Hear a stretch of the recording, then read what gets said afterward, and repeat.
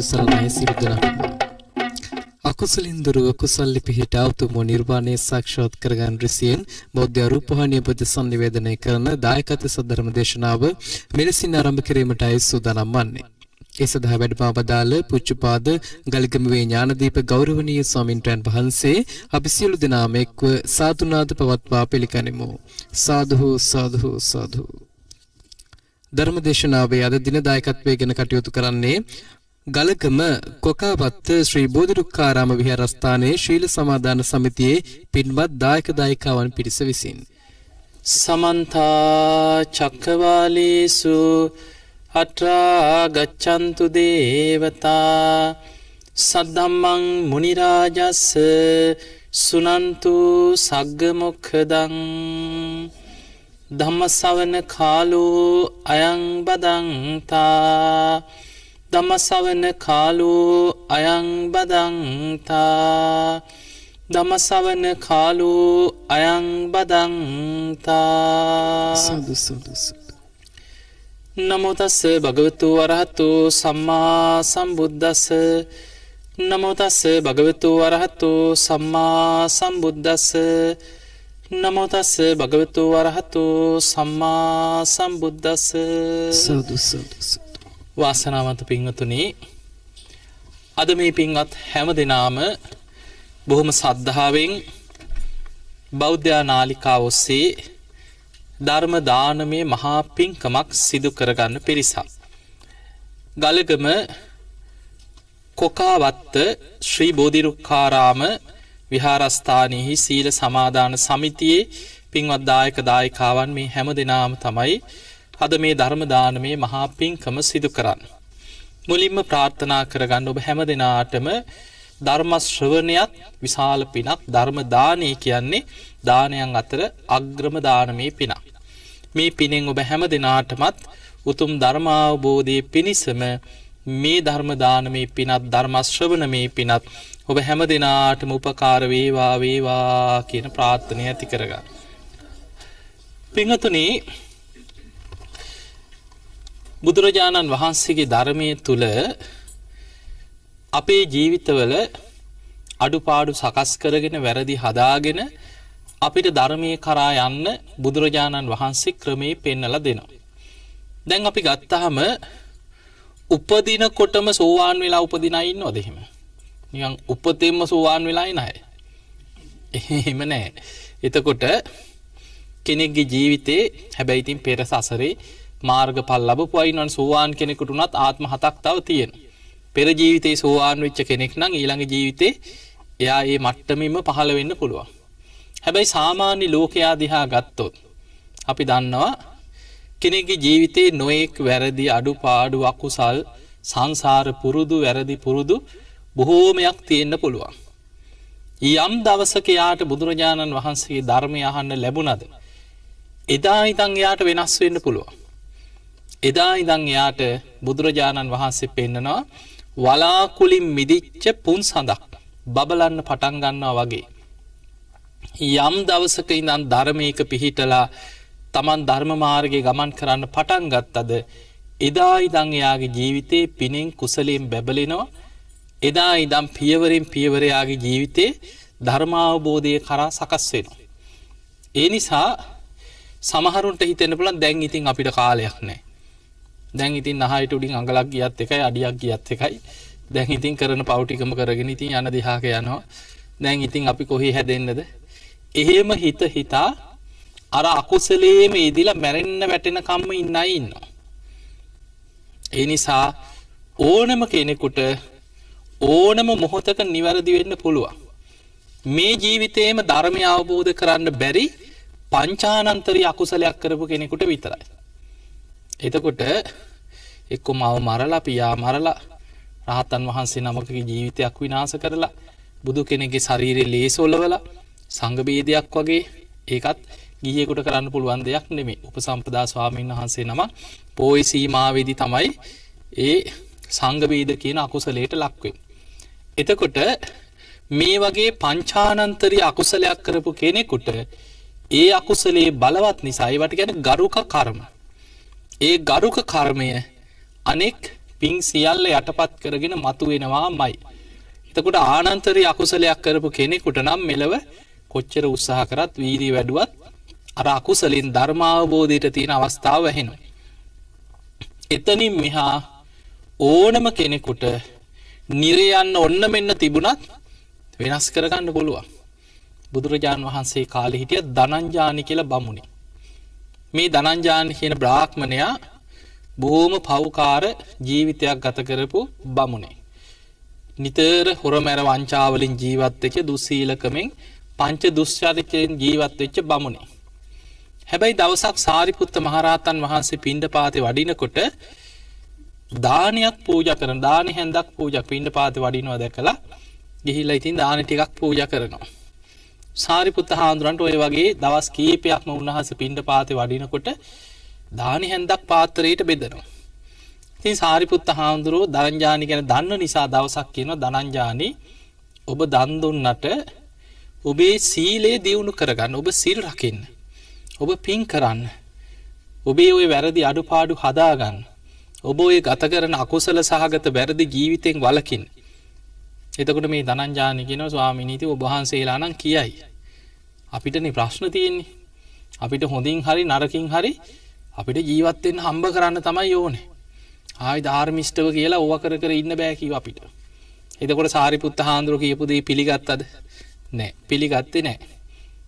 උන්වහන්සේටත් නොඑක් දේවල් කියලා අර අකුසල් ජීවිතේම පෞකාර ජීවිතේම ගෙවගෙවා හිටියා.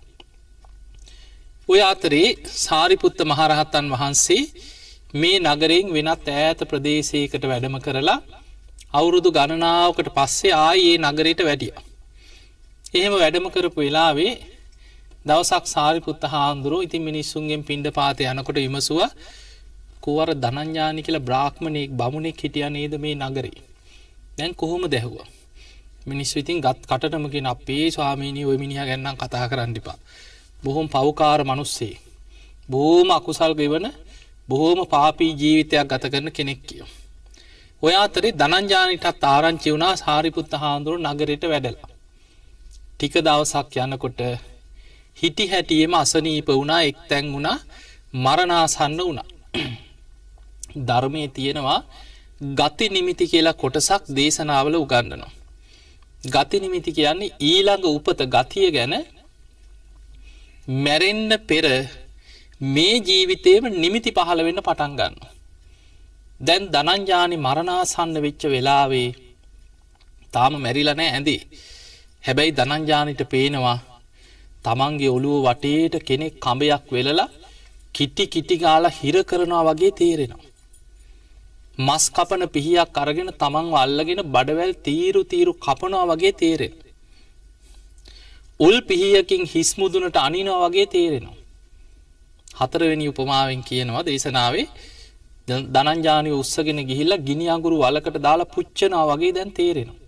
දැන් මොනවද මේ පේන්නේ? මැරෙන්න පෙර අපාය නිමිති. නිරේ යන්න කර්මය හැදිලා නිමිති පහළ වෙන්න පටන් ගත්තා. ඒ වෙලාවේ ධනංජානි ළඟ හිටිය සේවකයෙකුට කතා කරලා කිව්වා අනේ ඔබ සාරිපුත්තයන් වහන්සේ ඉන්න තැනක් හොයාගෙන යන්න කිව්වා. මං උන්වහන්සේට දානි ටිකක් හරි බෙදලා තියෙනවා කිව්වා. දැන් ඉතින් මැරෙන්න වැටෙනකොට ධර්මෙ මතක් වෙන්නේ. කිව්වා ගිහිල්ලා මගේ වචනෙන් උන්වහන්සේට වඳින්න කිව්වා. මේ වන්දනා කරන්නේ ධනංජානි බ්‍රාහ්මණයා වෙනුවෙන් කියලා මගේ වචනෙන් ඔබ ගිහිල්ලා වඳින්න කිව්වා. වැඳලා කියන්න කිව්වා ධනංජානිට බොහොම අමාරුයි අසාධ්‍යයි අනේ මාව බලන්න වඩින්න කියලා උන්වහන්සේට ආරාධනා කරන්න කිව්වා. දැන් මේ සේවකයා බුදුරජාණන් වහන්සේ වැඩ ඉන්න ආරාමයට ඇවිල්ලා සාරිපුත්ත හාමුදුරන්ගේ කුටියට ගියා.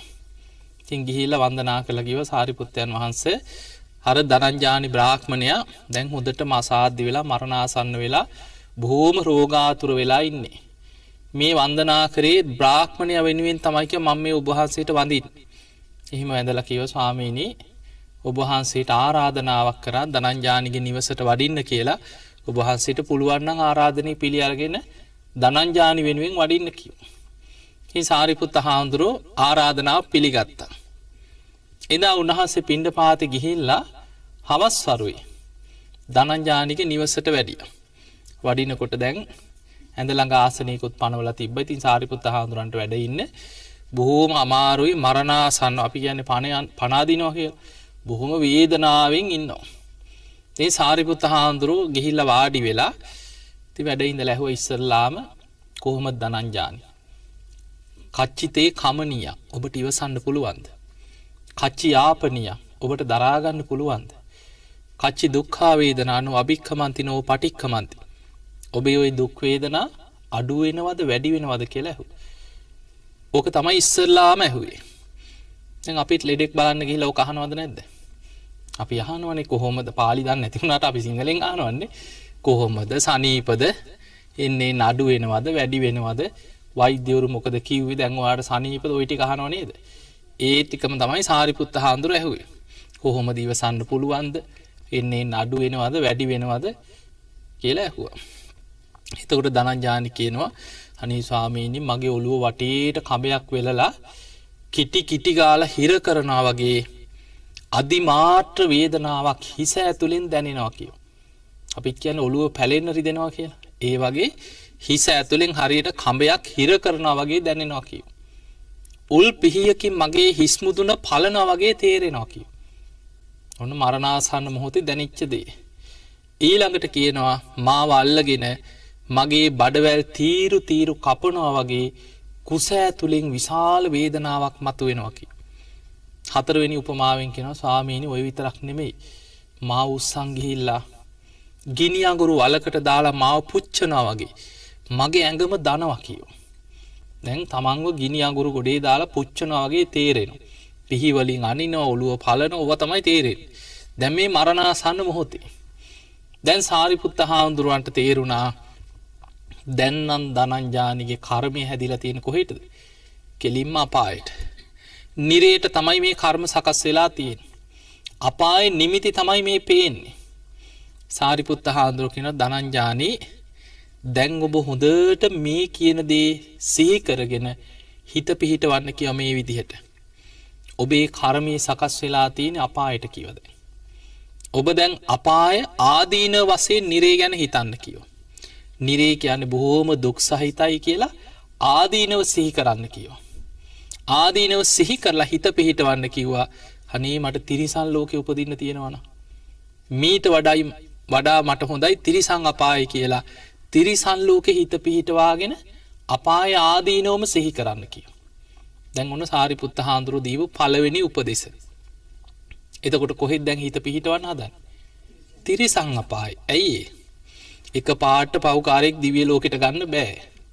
නිරේට වඩා ටිකක් හරි හොඳද නැද්ද තිරිසන් අපාය? තිරිසන් සත්තුන්ට කවුරුත් හැම වෙලේම උල් වලින් අනිනවා, ලෝදිය පොවනවා, පුච්චනවද? නෑ. ඒ නිසා නිරේට වඩා දුක ටිකක් අඩුයි. ඒකත් අපායක් තමයි. හැබැයි නිරේට වැඩිය හොඳයි. ඒ නිසා තිරිසන් ලෝකෙ හිත පිහිටවාගෙන නිරේ ආදීනව සිහි කරන්න කියෝ.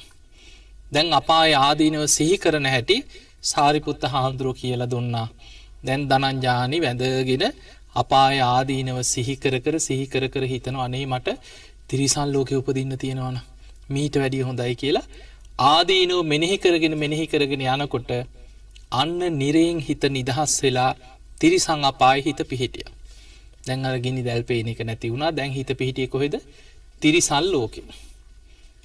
දැන් එතන හිත පිහිටියට පස්සේ සාරිපුත්ත හාමුදුරුවෝ ආයෙමත් කියනවා ධනංජානි දැන් ඔබේ හිත පිහිටලා තියෙන්නේ තිරිසන් අපායේ. දැන් ඔබ පටන් ගන්න කිව්වා තිරිසන් ලෝකේ ආදීනව සිහි කරන්න කිව්වා. තිරිසන් ලෝකේ කියන්නේ දුක් සහිතයි. එක සත්වයන් ගොදුරු කරගනිමින් ජීවත් වෙන තැන. පොඩි සතෙක් කියන්නේ තව සතෙක්ගේ ගොදුරක්. ඒ සතා තවත් සතෙක්ගේ ගොදුරක්. ඒ ලොකු සතා තවත් විශාල සතෙක්ගේ ගොදුරක්. තිරිසන් ලෝකේ වැඩිපුරම දකින්න තියෙන්නේ බයයි තැතිගැන්මයි කියන. බිය තැතිගැන්ම බහුලයි කියන. දැන් ඔබ හිතන්න අපාය කියන්නේ වේදනාව බහුලයි. තිරිසන් ලෝකේ තියෙන්නේ බිය තැතිගැනීම බහුලයි. බලන්න ඔය හැම සතෙක්ම පුංචි සද්දයක් ඇහුණත් එක්ක දුවනවා. හැංගෙන සතා හැංගෙනවා. පියාඹන සතා පියාඹන. ඇකිලෙන සතා සැනින් ඇකිලෙන. ගහක අත්තක් හෙල්ලුණා ඇහුණත් අඩි සද්දයක් ඇහුණත් බයෙන් එකපාරට ගැස්සෙනවා සත්තු. බිය තැති ගැනීම බහුලයි. ඒ නිසා තිරිසන් අපාය ආදීනව සිහි කරලා දැන් ඔබ හිතන්න කිව්වා මීට වඩා මට හොඳයි പ്രേත ලෝකේ. කවුරු හරි දෙන පිනක් හරි අනුමෝදන් වෙලා ඉන්න පුළුවන් කියලා പ്രേත අපායි හිත පිහිටවාගෙන තිරිසන් ලෝකේ ආදීනව සිහි කරන්න කිව්වා. අන්න දැන් නිරේන් ටිකක් උඩට ගත්තා තිරිසන් ලෝකෙට. තිරිසන් ලෝකේ ආදීනව සිහි කරලා ඊළඟට හිත පිහිටවන්නේ പ്രേත ලෝකේ. ඒක ටිකක් හරි හොඳයි ඊට වැඩි. කවුරු හරි දෙන පිනක් හරි අනුමෝදන් වෙලා යම් කාලයක් හරි සැපසේ ඉන්න පුළුවන්. ඒ නිසා പ്രേත අපාය හොඳයි කියලා එතන හිත පිහිටවාගෙන තිරිසන් අපාය ආදීනව දකින්න කිය. දැන් ඔන්න සාරිපුත්ත හාමුදුරුවෝ ආදීනව මෙනෙහි කරන හැටි කියලා දුන්නා. එහෙම මෙනෙහි කරගෙන යනකොට තිරිසන් අපායනොත් හිත මිදිලා പ്രേත ලෝකේ හිත පිහිටියා. එතකොට දැන් හිත පිහිටියේ කොහෙද? പ്രേත ලෝකේ. പ്രേත ලෝකේ හිත පිහිටපු සැනින් දැන් නිමිති හැටියට සාපිපාසාව බහුලව දැනෙන්න ගත්තා. සාරිපුත්ත හාමුදුරුවෝ දැනගත්ත දැන් ධනංජානිගේ හිත പ്രേත අපායේ පිහිටලා තියෙනවා. එතන හිත පිහිටියට පස්සේ සාරිපුත්ත හාමුදුරුවෝ කියනවා ධනංජානි പ്രേත ලෝකේ කියන්නේ දුක් සහිතයි කියෝ. දැන් ඔබ එතනත් ආදීනව සිහි කරන්න කියෝ. සාපිපාසාවෙන් කොච්චර പ്രേතයෝ දුක් විඳිනවද? දැන් හිතන්න දැන් අපි ඔය පින් දෙනවනේ නේ. හැමදාම පින් හම්බෙනවද പ്രേත ලෝකේ പ്രേතයන්ට? නිකන් අපි අවංකව හිතමු මෙහෙම. අපි පින් දෙනවා. බොහෝ වෙලාවට කෙනෙක් මැරුණට පස්සේ 7 දවස් පින්කම අපි කරනවද නැද්ද? ඒක කරනවා. ඊළඟට 3 මාසෙ පින්කම අපි ලොකුවටම කරනවා. ලෑස්ති වෙලාම 3 මාසෙ පින්කම කරනවා. ඊට පස්සේ අවුරුද්දේ පින්කම කරනවා. ඊට පස්සේ අවුරුදු 5ට 10ට නිකන් ඈතට ටිකක් යනවනේ. එහෙම යනවා. ඊළඟට හිතන්න ඔබ ඉන්නකම් පින් දෙයි. ඔබේ අම්මා තාත්තා, ඔබේ නෑදෑයෝ, ඔබේ ඥාතීන් ඔබත් එක්ක ජීවත් වෙච්ච කීප දෙනෙක් සිහි කරලා ඔබ ඉන්නකම් ඒ අයට පින් දෙනවා. හැබැයි පරම්පරා 2-3ක් යනකොට මැරිච්ච ආච්චිලා සීලාගේ නමක්වත් දන්නවද ඊළඟ පරම්පරාව? නෑ. ටික කාලයයි ඔය පින් දෙන්නේ. දැන් ඔබ හිතන්න ඔබ පින් දෙන්නේ කාටද? ඔබේ නැති වෙච්ච එක්ක අම්මා තාත්තා හරි ආච්චි සීයා හරි ඔබේ සහෝදරයෙක් හරි ඔබව හදා වඩාගත්ත කෙනෙක් හරි ඔබට උදව් කරපු කීප දෙනෙක් මතක් වෙනවා. ඒ ඇරෙන්න දැන් ආච්චි සීයාගේ අම්මා තාත්තා මතක් වෙනව කවදාවත්? නැහැනේ. අත්තා මුත්තා කීත්තා පනත්තා එහෙමයි හිටියා කියලාත් අපි දන්නවද? අපි දන්නේ නමක්වත් දන්නේ නැහැ නේ. කවදාවත් සිහි වෙලා තියෙනවද? අනේ මේ අයට පින් දෙන්න ඕන කියලා. නෑ. එතකොට අපිට අපි ජීවත් වෙලා ඉන්න තාක්කල් අපිත් එක්ක ඉඳලා මිය පරලෝකී කීප දෙනෙකුට අපි පින් දෙනවා ඉච්චරයි. හැබැයි දුගතියකට වැටුනොත් പ്രേත ලෝකයකට වැටුනොත් සමහරු අවුරුදු දසදහස් ගණන් කල්ප ගණන්. දැන් ඔබ අහලා ඇති අර තිරෝකුඩ සූත්‍රය අහලා ඇතිනේ. අදත් අපි ඔය පැන් වඩනකොට කියන්නේ ඒකේ ગાථා ටිකන්නේ. යතාවාරි වහා පූරා පරිපූර්ණති සාගරං ඒව මේ වයිතෝ දින්නම් පේතානං උපතප්පති කියලා අහලා තින ඔය ગાථා. ඒවා තියෙන්නේ තිරෝකුඩ සූත්‍රයේ. මේ තිරෝකුඩ සූත්‍රය බුදුරජාන් වහන්සේ දේශනා කරන්නේ බිම්බිසාර රජුරුවන්ගේ කල්ප 92කට පෙර නෑදෑයෝ මුල් කරගෙන. පින් ගන්න බලාගෙන හිටියා කියනවා බිම්බිසාර රජුරුවන්ගෙන් මේ අද ඊයේ පරම්පරා කීපයක නෑදෑයෝ නෙමෙයි. කල්ප 92ක්. හිතන්න කොච්චර කල්ද කියලා. එතකොට අපි පින් දෙනකොට මේ ජීවිතේ අපේ ඥාතීන් කීප දෙනෙක් සිහි කරත් අපෙන් පින් ගන්න බලාගෙන ඉන්න සංසාරගත ඥාතීන් පිරිස කල්ප ගණන් ඈතට යනවා. මෙපමණයි කියලා සීමා කරන්න බෑ. ඒ නිසා പ്രേත ලෝකේ කියන්නේ හැමදාම පින් හම්බෙන්න තැනක් නෙමෙයි. පින් ගන්න පුළුවන් තැනක ඉපදුනත් හැමදාම පින් හම්බෙන්නෙත් නෑ. ඒ නිසා සාරිපුත්ත හාමුදුරුවෝ අර ධනංජානිට කියන ධනංජානි දැන් ඔබ പ്രേත ලෝකයක් දුක් සහිතයි කියලා හිතන්න. ආදීනව සිහි කරන්න. එහෙම ආදීනව සිහි කරලා ඔබ මනුස්ස ලෝකෙ හිත පිහිටවන්න කියෝ. අන්න දැන් එතනින් ඊළඟට හිත ටිකක් ඉහළට ගන්නවා. මනුස්ස ලෝකෙ හිත පිහිටවන්න කියෝ. මනුස්ස ලෝකෙ හිත පිහිටන්න නම් කරපු පිනක් කුසලයක් බලවත් කරගන්න ඕන. ඒ මොහොතේ හරි සීල් සමාදන් කරන. අපි ලෙඩෙක් බලන්න ගියාම කොච්චර පව්කාරයෙක් වුණත් මොකද කරන්න ගිය ගමන් පන්සිල් දෙනවා. ඒ මොහොතේ හරි පරණ වැරදි ඔක්කොම අමතක කරන්න. දැන් ඔබතුමා සිල්වත් කියලා පන්සිල් දෙනවා. එහෙම පන්සිල් දීලා ඉතින් කරපු පිනක් මතක් කරලා දෙනවා. සමහර චරිත ඉන්නවා. මම දවසක් එක තාත්තා කෙනෙක් බලන්න ගියා. ඉතින් ගිය වෙලේ ඉඳන් වැඳගෙන කිව්වා අනේ බුදුහාමුදුරනේ මාව බේර. මං කිව්වා මේ බුදුහාමුදුරු නෙමෙයි. ඊට පස්සේ ඉතින් මං කරුණු කිව්වා වැඩක් නැහැ. ආයි කියන අනේ හාමුදුරනේ මට මතක් වෙනවා කියන. මම මේ වගේ පව්කම් කරා. දී හාමුදුරනේ මම මේ වගේ පව්කම් කරා කියන. අනේ හාමුදුරනේ මාව බේර ගන්න කියන. උන්න බලන්න අසරණ වෙන හැටි. ඊට පස්සේ ඉතින් මං කිව්වා උපාසක මහත්තයා හරි දැන් සීල් ගන්නකෝ. දැන් පරණ වැරදි ඔක්කොම සීල් ගත්තට පස්සේ දැන් ඔබතුමා දැන් ඉඳන් හරි සිල්වන්තයිනේ. පරණ වැරදි හිතෙන් අයින් කරන්න.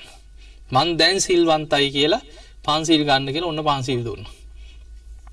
ඒ පන්සිල් දීලා ඒ ටිකත් කියලා ඔක්කොම කරලා ඊට පස්සේ ඉතින් මම බුදු ගුණ ටිකක් කියලා මේ විදියට සිහි කරන්න, බුදු ගුණ සිහි කරන්න.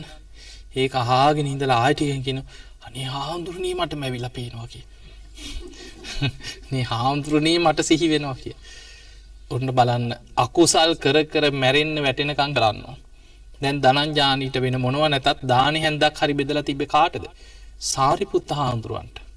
මේ බුද්ධ ශාසනය තුල අග්‍ර ශ්‍රාවකයන් වහන්සේ නමක් ප්‍රඥාවන්තයන්ගෙන් අග්‍රයි ධර්ම සේනාධිපති එහෙම කෙනෙකුට තමයි දානේ හැන්දක් හරි බෙදලා තිබ්බේ. ඒ පින සාරිපුත්ත හාමුදුරුව සිහි කරලා දුන්නා. ධනංජානි ඔබ මේ විදිහට දම් පින්කම් කරා ඒක සිහි කරලා බලවත් කරන්න කි. දැන් එහෙම පින සිහි කර කර പ്രേත ලෝකේ ආදීනව සිහි කරනකොට දැන් හිත പ്രേත ලෝකෙනුත් මිදිලා මනුස්ස ලෝකෙ පිහිටියා. දැන් අන්න ධනංජානිට යම් රැකවරණයක් ලැබුණා. සම්පූර්ණ රැකවරණයක් නෙමෙයි යම් කිසි අපායෙන් මිදිලා මනුස්ස ලෝකෙ හිත පිහිටියා. දැන් එතන හිත පිහිටියට පස්සේ සාරිපුත්ත හාමුදුරුවෝ කියනවා ධනංජානි දැන් ඔබේ හිත පිහිටලා තියෙන්නේ මනුස්ස ලෝකේ. හැබැයි මනුස්ස ලෝකේ කියන්නේ දුක් සහිතයි කියෝ. දැන් මැරෙන්න වැටෙනකම්ම ධනංජානිට යමක් කරගන්න පුළුවන් වුණාද? බෑ. ඉතින් හම්බ කරන්න, ඉගෙන ගන්න, මහන්සි වෙන්න, යුතුයකම් ඉෂ්ට කරන්න, අමුදරුව පෝෂණය කරන්න, දැසි දස්සෝ කාමකරුවන්ට හම්බ කරන්න ජීවිතේම දුක් ගැහැට ජරා මරණ ශෝක පරිදේව දුක්ඛ දෝමනස් උපායාස. ඔවත් එක්ක තමයි ජීවිතය යන්නේ. ඒ නිසා මනුස්ස ලෝකේ කියන්නේ දුක් සහිතයි කිය. ඒ නිසා මනුස්ස ලෝකෙත් ආදීනව සිහි කරන්න කියෝ. ආදීනව සිහි කරලා ධනංජානි දැන් ඔබ උත්සාහ කරන්න කීවා චාතුම් මහරජික දෙව්ලොව හිත පිහිටවන්න. අන්න දැන් සාරිපුත්ත හාමුදුරුවෝ ඉතනින් හිත පිහිටවනවා චාතුම් මහරජික දිව්‍ය ලෝකෙ. හැබැයි දෙව්ලොව හිත පිහිටන්න නම් කරුණු පහක් Taman තුල බලවත් කරන්නට ඕනේ. මොනවද? ඒවට කියන්නේ සීක බල. සද්දා, සීල, සුත, ත්‍යාග, ප්‍රඥා කියන තුනුරුවන් ගැන සද්ධාව බලවත් වෙන්නට ඕන. සීල්වත්කම, දහම් දැනුම, ත්‍යාග සම්පත්තිය, ප්‍රඥාව. ඒ කරුණු පහ වැඩෙන විදිහට දැන් සාරිපුත්ත හාමුදුරුවෝ බණ කියන. සද්ධාව ඇති වෙන විදිහට බුදු ගුණ ගැන, දහම් ගුණ ගැන, සංඝ ගුණ ගැන හිතේ සද්ධාව බලවත් වෙන විදිහට සාරිපුත්ත හාමුදුරුවෝ දැන් ධනංජානිට බණ කියනවා. සීලේක පිහිටවලා දහම් දැනුම ඇති වෙනවා. කර්මඵල විශ්වාසෙ, පින්පව් ගැන විශ්වාසෙ බලවත් වෙනවා. තමන් කරපු අර දානමේ පින හරි සිහි කරලා බලවත් කරගත්තා. ඒ වෙලාවේ අනිත්‍ය ගැන, මේ ජීවිතය ගැන, මනුස්ස ලෝකයේ ආදීන පංච උපාදානස්කන්ධය ගැන සාරිපුත්ත හාමුදුරුවෝ විස්තර කර දහම් දේශනකොට දැන් ධනංජානිගේ හිත මනුස්ස ලෝකිනුත් මිදිලා චාතුම් මහරජික දෙව්ලොව පිහිටියා. දැන් බලන්න කොහේ යන්න හිටපු කෙනෙක්ද මේ? කෙලින්ම නිරේට වැටෙන්න අකුසල් බලවත් වෙච්ච කෙනා මරණාසන්න මොහොතේ කල්යාණ මිත්‍රයෙක් ළඟ ඉඳීමේ වටිනාකම සාරිපුත්ත හාමුදුරුවෝ ටිකෙන් ටික දැන් දිව්‍ය ලෝකෙටම හිත පිහිටෙව්. එතනින් නැවැත්තුවෙත් නැහැ. සාරිපුත්ත හාමුදුරුවෝ කියනවා ධනංජානි චාතුම් මහරජිකේටත් වඩා තව්තිසා දෙව්ලොව හොඳයි කියනවා.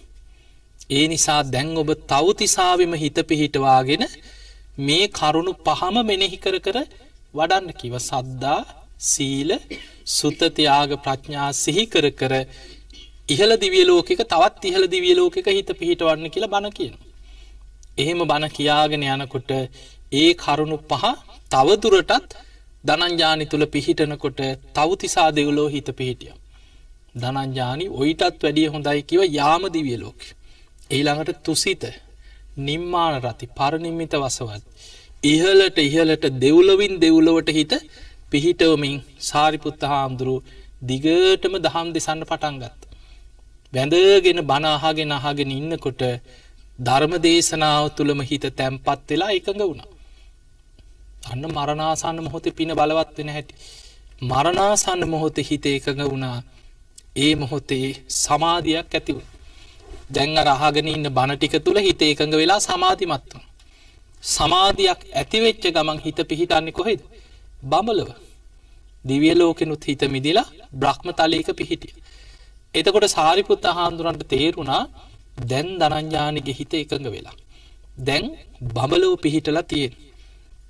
ඉතින් සාරිපුත්ත හාමුදුරුවෝ කල්පනා කරා ධනංජානි කියන්නේ බ්‍රාහ්මණ ආගම අදහගෙන හිටපු බමුණෙක්.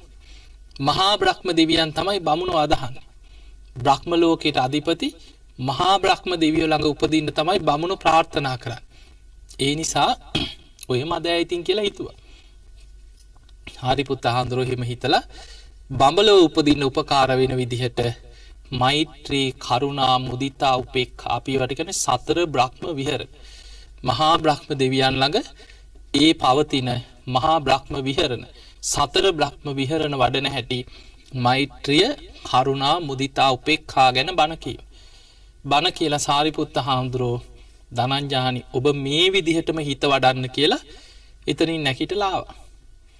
දැන් ධනංජානි හොඳට මෛත්‍රී අරමුණ සිහි කරනකොට හිත එකඟ වෙනවා. කරුණා මුදිතා උපේක්ඛා කියන සතර බ්‍රහ්ම විහරණ තුලම හිත පිහිටවාගෙන හොඳට මෛත්‍රී සිතම වඩාගෙන ඉන්නකොට සාරිපුත්ත හාමුදුරුවෝ තමන්ගේ නිවසෙන් එළියට වැඩම කරලා ටික දුරයි යන්න ලැබුණේ එහෙම පණ ගියා. බ්‍රහ්ම දෙවි කෙනෙක් වෙලා නින්දෙන් පිවිදියා වගේ බ්‍රහ්ම ලෝකේ පහළ වුණා. දැන් බලන්න කෙලින්ම අපායට යන්න හිටපු පව්කාරයෙක්. මරණාසන්න මොහොතේ සාරිපුත්ත හාමුදුරන්ට පුළුවන් වුණා අකුසලයේ යටපත් කරලා ඒ මොහොතේ ටික හිත පිහිටවලා කුසලයක් බලවත් කරන්න. මරණින් මත්තේ බ්‍රහ්ම ලෝකේ ඉපදුණා. හැබැයි දැන් සාරිපුත්ත හාමුදුරුවෝ ওই විදියට හිත පිහිටවලා වඩිනවා. බුදුරජාණන් වහන්සේ දැක්කා සාරිපුත්ත හාමුදුරුවෝ ඈතින් වඩිනවා. උන්වහන්සේ ගන්ධ කුටියේ ඉඳන් එළියට වැඩියා. වැඩම කළා සාරිපුත්ත හාමුදුරුවන්ගෙන් ඈත තියාම බුදුරජාණන් වහන්සේ අහනවා ඇයි සාරිපුත්ත ඔබ ධනංජානිව එතනින් නවත්තලාවේ ඇයි කියලා ඇහුවා. එතකොට බුදුරජාණන් වහන්සේ ගන්ධ කුටියේ හිටියත් බුදු ඇසින් මේක බලාගෙන නෙමෙයි ඉඳලා තියෙන්නේ.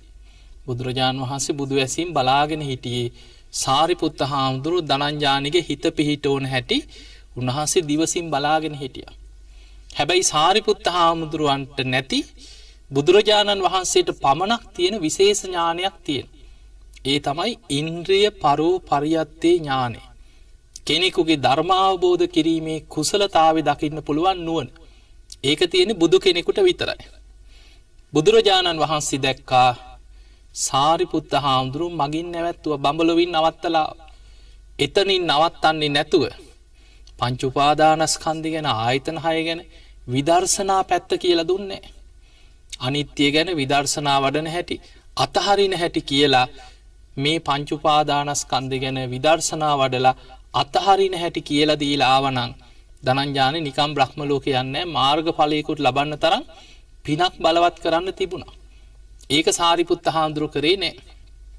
ඒ නිසා බුදුරජාණන් වහන්සේ ඈත තියා මහනවා ඇයි සාරිපුත්ත ධනංජානි ඔබ එතනින් මගින් නවත්තලාවේ කියලා.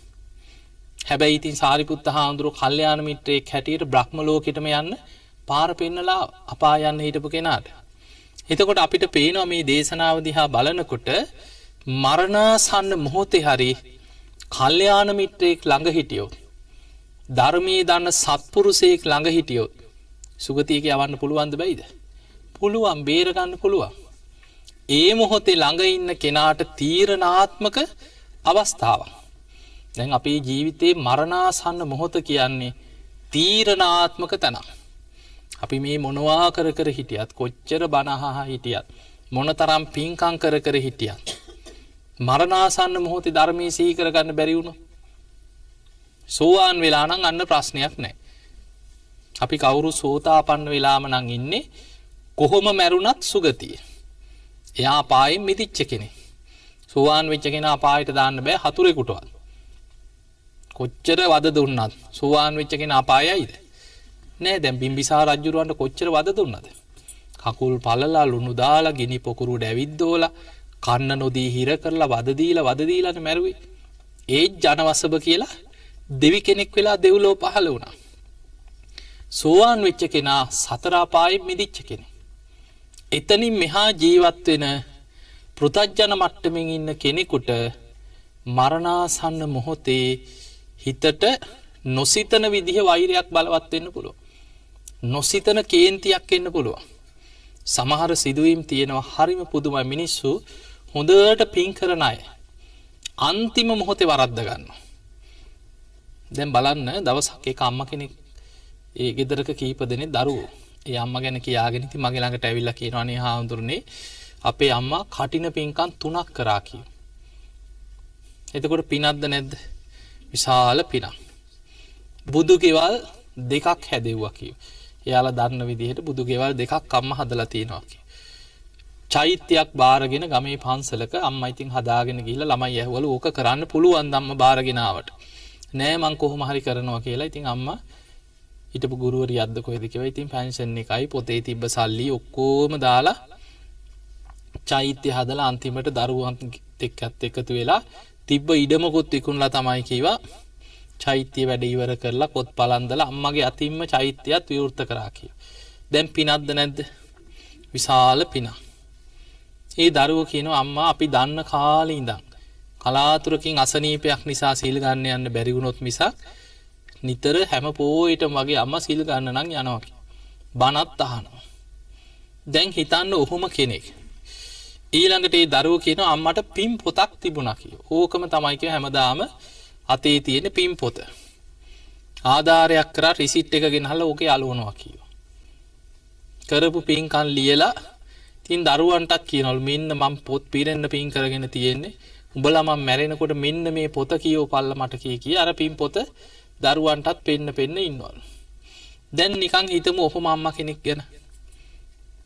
කටින පින්කම් 3ක් කරලා චෛත්‍ය හදලා බුදු ගෙවල් හදලා හැම පොයෙටම සීල් ගන්න නිතර බණ අහන කරපු පින් සිහි කර කර ජීවත් වෙන අම්මා කෙනෙක් නම් අපි මොකද හිතන්නේ? මේ අම්මා නම් ඒකාන්තයෙන් සුගතියයි කියලා හිතෙනවද නැද්ද? අපි හිතනවා මේ අම්මා නම් ඒකාන්තයෙන් සුගතියම තමයි කියලා. උන්න බලන්න කෙනෙක් වරද්ද ගන්න තැන්. මේ දරුවෝ කියනවා ඉතින් හාමුදුරනේ අම්මා ඔය පින් පොත ලියාගෙන හිටියට නිතර කියන්න ගත්තා කිව්වා. උඹලා මාව නම් ඉස්පිරිතාල ගාන ගෙනියන්න එපා. මට ගෙදර මැරෙන්න දීපල්ලා. කොහොම කියන අය නැද්ද? ඔන්න වරදින තැන් බලා ගන්න. හැම වෙලේම කියන මාව නම් උඹලා ඉස්පිරිතාල ගාන ගිහලා වද දෙන්න එපා. මට නිදහසේ ගෙදර මැරෙන්න දීපල්ලා. මේ පින් පොත උඹලා මට කියවපල්ලා. මේ අම්මා ඕකම කියන්න ගත්තා. සැරෙන් සැරේ ඕක කියනවා කිය. දැන් ළමයි කැමතිද අම්මා ඕවා කියනවට? මට ගෙදර මැරෙන්න ඕන මාව ගෙනියන්න එපා. උඹලා පින් පොත කියවපල්ලා. මං ගෙදර තමයි මැරෙන්නේ. ඕවට කැමතිද ළමයි? හරි අම්මේ මැරෙන වෙලාවක මැරෙයි කියලා ළමයි මග අරිනවා. ඕවා කියවන්න එපා කියලා ළමයි මග ඇරලා යනවා. දැන් ඔහොම කිය හිටපු අම්මා මරණය උපාදාන කරගත්තා. මම මැරෙන්නේ මෙහෙමයි. මට මේ විදිහට මැරෙන්න ඕන කියලා හිතෙන් සිහිනයක් මවාගත්තා. ඔන්න බලන්න මරණේ භයානකකම. මේ දරුවෝ කියනවා හාමුදුරනේ ඉතින් අම්මා ඔහොම ඉඳලා දවසක් හවස ඉතින් ටීවීත් බල ඉඳලා කට්ටිය එක්ක ඉතින් ඔය කතා කරගෙන හිටියා කීවා. එහෙම පපුවේ අල්ලගෙන පුතේ මගේ පපුව රිදෙනවා කීවලු. එහෙම සාලේ ඇදගෙන වැටුණා කීවා. දැන් අම්මා පපුව අල්ලගෙන සාලේ ඇදගෙන වැටෙනකොට දැන් ළමයින්ට පින්පොත් මතක් වෙනවද? පින්පොත් හොයනවද? නෑ. දැන් මැරෙනකන් තියාගෙන ඉන්නවද? නෑ. කෑ ගහගෙන අනේ අම්මේ කියලා උස්ස ගත්තා. ළඟ ගෙදර වාහනයක් ගෙන්නල්ලා ඉක්මනට උස්සලා වාහනේට දාගත්තා. ඒ දරුවෝ කියනවා හාමුදුරනේ උස්සලා වාහනේට දාගන්නකොට ඇස් ඇරලා පපුව අල්ලගෙන දත් මිටි කාගෙන කෑ ගැහුවලු මට ගෙදර මැරෙන්න දීපාන් කියලා කෑ ගැහුවලු. ඔන්න වැඩි. මාව ගෙනියන්න එපා මං උඹලට කිව්වනේ මට ගෙදර මැරෙන්න ඕනේ කියලා කෑ ගැහුවා. ඒ දරුවෝ කියනවා හාමුදුරනේ ඉතින් මොනවා කරන්නද අපි ගෙනිච්චා කිව්වා. යනකන් කෑ ගැහුවලු ඔය වාහනේ හරවපන් මට ගෙදර යන්න ඕනේ මං උඹලට කිව්වනේ කී දැන් ළමයින්ට බනිනවලු. ගෙනිච්චා කිව්වා. ඉස්පිරිතාලෙට ගෙනිච්ච ගමන් වෛද්‍යවරු ඉක්මනට ඉතින් උස්සගෙන දුවනවා. ට්‍රොලි එක හරි දාගෙන තල්ලු කරගෙන දීව්වා. ගෙනිච්ච ගමන් ඇඳක තියලා ඔක්සිජන් එකක් ගැහුවා. තේලයින් එකක් දුන්නා. අතපය පිරිමදිනවා. ඉතින් පපුව තලනවා. ඕක තමයි කරන්නේ දොස්තරලා. ඒ දරුවෝ කියන හාමුදුරනේ අර දාපු බට කඩලා වීසි කරා කිව්වා. අර බට දැම්මට පස්සේ බට කඩලා වීසි කළා කියලා මාව ගෙදර ගෙනියපල්ලා කිව්වා. මට ගෙදර මැරෙන්න ඕන කිව්වා. දැන් දත් මිටි කකාර ඇඳේ අතින් ගහනවලු කකුල උස්සලා ඇඳට ගහනවලු මාව ගෙනියපල්ලා කී බනිනවලු. දොස්තරලා කිව්වලු මේ අම්මව අල්ලගන්න එක්ක ඇඳේ තියලා බඳින්න වෙනවා. ළමයි මොකද කරේ අත් දෙක තද කරලා ඇඳට තියලා අල්ලගත්තා කිව්වා. මිසීලා කකුල් දෙක තද කරලා අල්ලගෙන ආයිමත් ඔක්සිජන් එක ගැහුවා කිව්වා. දඟල්ලා දත් මිටි කාගෙන පණ ගියා කිව්වා. දැන් සුගතිය ඇද්ද? නේ? උන්න බලන්න භයානකම. ඒ දුව මගේ මාව හම්බෙන්න ඇවිල්ලා කිව්වා අනේ හාමුදුරනේ දැන් අම්මා නැතිලා මාස 3ක් 4ක් වෙනවා කිව්වා. පේන්නම එනවා කිව්වා බෙල්ල මිරි කන්න එනවා කිව්වා ඒ දුවගේ. අම්මා පේන්නම ඇවිල්ලා බෙල්ල මිරි කන්න එනවා. නිදා ගන්න බයයි කිව්වා. එතකොට බලන්න මෙච්චර පින් කරපු අම්මට මරණාසන්න මොහොතේ වැරදුනාද නැද්ද? වැරදුනා. ඒ වැරදුනේ මරණය ගැන සිහිනයක් මවා ගත්තා. මම මැරෙන්නේ මෙහෙමයි. මට මැරෙන්න ඕන මේ විදිහෙන් අපි කාටවත් සැලසුම් කරලා මැරෙන්න පුළුවන්. කාටවත් බෑ. අපි දන්නවද කවදා කොතන කොයි මොහොතේ මොන විදියට මැරෙයිද කියලා? මිනිස්සු ගුටි කාලා මැරෙනවා. කවුරු ප්‍රාර්ථනා කරනවද අනේ මට ගුටි කන්න ලැබේවා කියලා? නෑ. හැබැයි ගුටි කාලා මැරෙනවා. කවුරු ප්‍රාර්ථනා කරාද මට ගින්නෙන් පිච්චිලා මැරෙන්න ලැබේවා කියලා? කොච්චර මිනිස්සු ගින්නෙන් පිච්චිලා මැරෙනවද? ධර්මයේ සිහි කරන්න පුළුවන් තැනක්ද? අමාරුයි. සුනාමි ආවා. 30-40000ක් මුහුදේ ගහගෙන ගියා. පින් පොත් කියවන්න පුළුවන් තැනක්ද? නාය යනවා. ගම් වතුරට අහු වෙනවා. පස් කඳු වලට යට වෙලා මැරෙනවා. හැප්පිලා මැරෙනවා. අපි දන්නේ කවදා කොතන කොයි මොහොතේ මොන විදිහට මරණයට මුහුණ දෙන්න වෙයිද? ඒ නිසා මරණය ගැන සිහින මවා ගන්න එපා. මම මැරෙන්නේ මෙහෙමයි. මම මැරෙනකොට උඹලා මේ විදිහට මට කියන්න ඕනේ. මෙන්න පින්පොත. පින්පොත හොඳයි. හැබැයි ඒක පොතේ තියලා ලියලා අනුන්ගේ ඇඟේ ගහලා මෙන්න මේක කියවපල්ලා කියලා අපි දන්නේ නැහැ කවදා කොතන කොයි මොහොතේ මැරෙයිද. ඒ නිසා පින පොතක ලියලා සිහි කරන එක හොඳයි. ඒක හිතේ වඩා. ඒක භාවනාව. ඒකට කියන්නේ ත්‍යාගානුස්සති භාවනාව. තමන් කරපු පින සිහි කරලා හිත තුලේ පින බලවත් කරන්න. මම මේ වගේ පින් කරා මම මේ වගේ පින් කරා මම මේ තරම් පින් කරගත්ත කෙනෙක් කියලා තමන් කරපු පින තමන්ගේ හිතේම සිහි කරලා බලවත් කරන්න. භාවනාවක් වශයෙන් හිත තුල වඩන්න.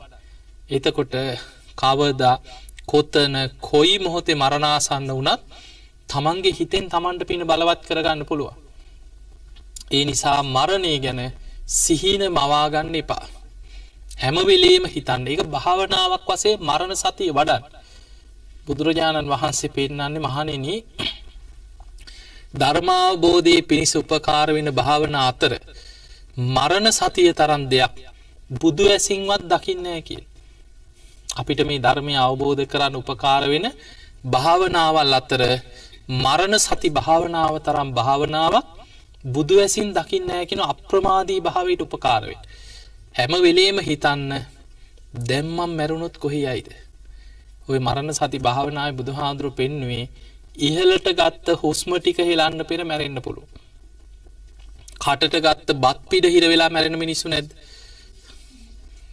ගිල ගන්න පෙර බත් ටික හිර වෙලා මැරෙන්න පුළුවන්. පාය පැකිලිලා වැටලා මැරෙන්න පුළුවන්. එදා දවස පුරාම දවසක් ජීවත් වෙනවා කියන්නේ කොච්චරනම් බේරි ජීවත් වෙන ක්‍රමයක්ද?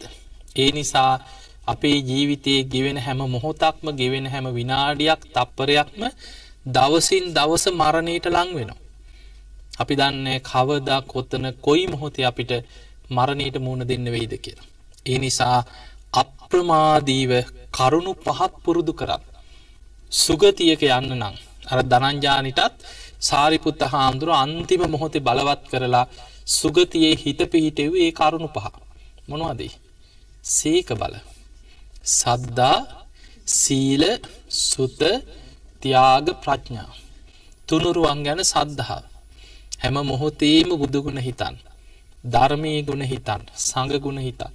සද්ධාවම බලවත් කරගන්න. තුනුරුවන් ගුණ සිහි කර කර සුගතියක් අරමුණු කරගෙන හිත වඩන්න. ඊළඟට සිල්වත්කම. දැන් අපි සෝවාන් වුණා කියමු, ඒත් කොහෙද උපදින්නේ? ඒත් තව ආත්ම කීපයක් හරි තියෙනවා, එයා සුගතිය උපදින්නේ. සකදාගාමී වුණත් එයත් තව කාම ලෝකයක වතාවක් හරි දෙව්ලොව උපදිනවා. අනාගාමී වුණත් එයා සුද්ධාවාස බඹලොව උපදිනවා.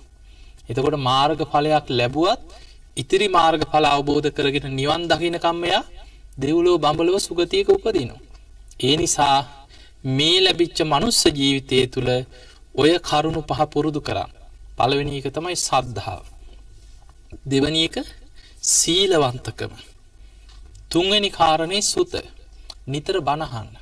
දහම් දැනුම තමයි සුතවත්කම. බණ පොත්පත් කියවන්න, නිතර බණ අහන්න, ආහන ධර්මයේ නිතර නුවණින් විමස බලන්න.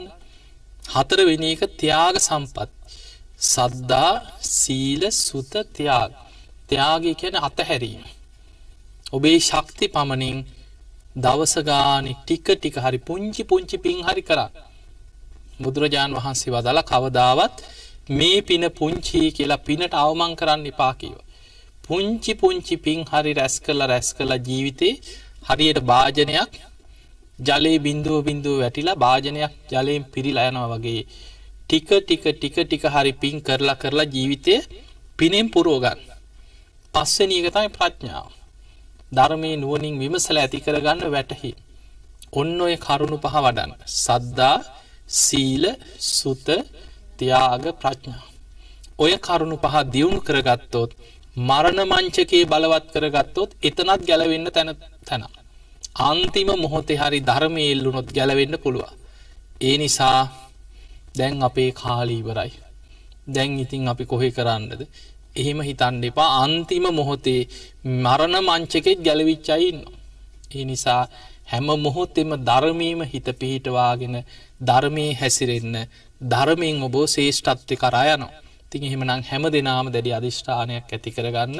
දවසින් දවස, මොහොතින් මොහොත, ෂණයෙන් ෂණය අපේ ජීවිතය මරණේ කලා ලං වෙනවා.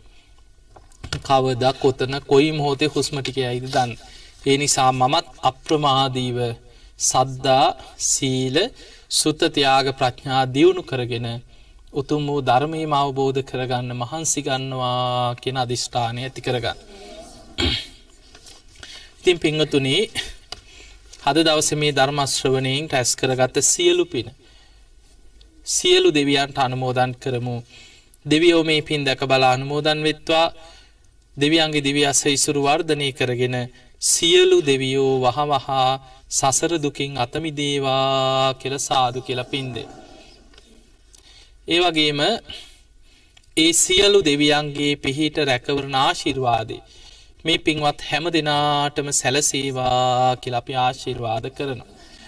ඒ වගේම අද මේ ධර්ම දේශනාවේ දායකත්වයෙන් බාරගෙන කටයුතු කරන්නේ ගලගම කොකාවත්ත ශ්‍රී බෝධිරුක්ඛාරාම විහාරස්ථානයේ සීල සමාදාන සමිතියේ පින්වත් දායකා පින්වතුන් විසින්.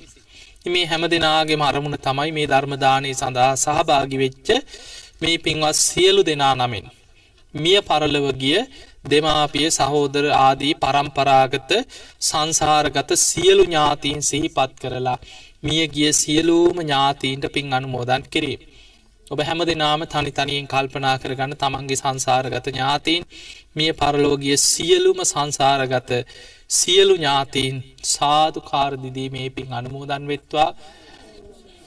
ඒ අයගේ පරලොව ජීවිත සැපවත් වේවා, සුවපත් වේවා, වහවහ සසර දුකින් අත මිදේවා කියලා සාදු කියලා පින් දෙන්න.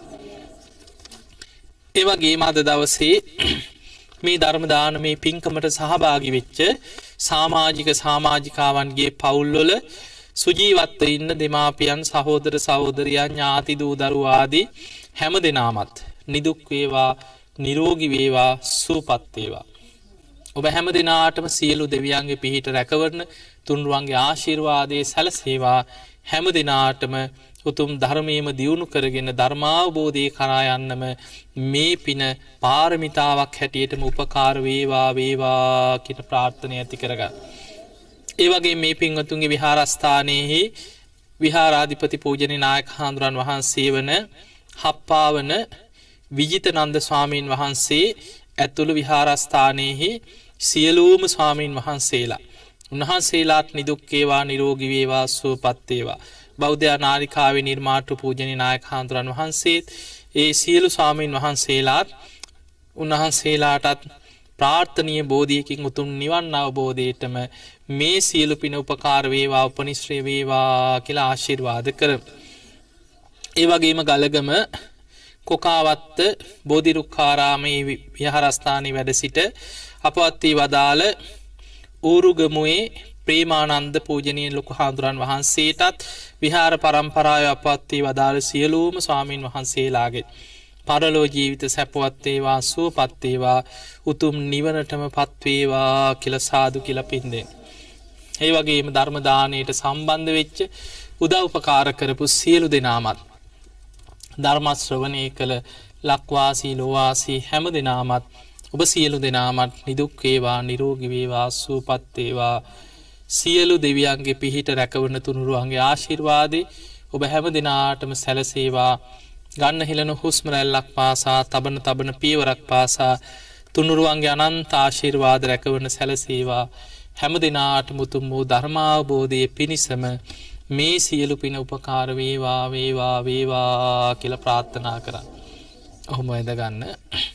අභිවාදන සීලිස්ස නිච්ඡං වද්දා ප්‍රචායිනෝ චත්තාරෝ ධම්මා වඩ්ඩන්ති ආයුවන්නෝ සුඛං බලං ආයුරාෝග්‍ය සම්පatti සග්ග සම්පatti මේවච අතෝ නිබ්බාන සම්පatti ඉමිනාතේ සමිච්ඡතු.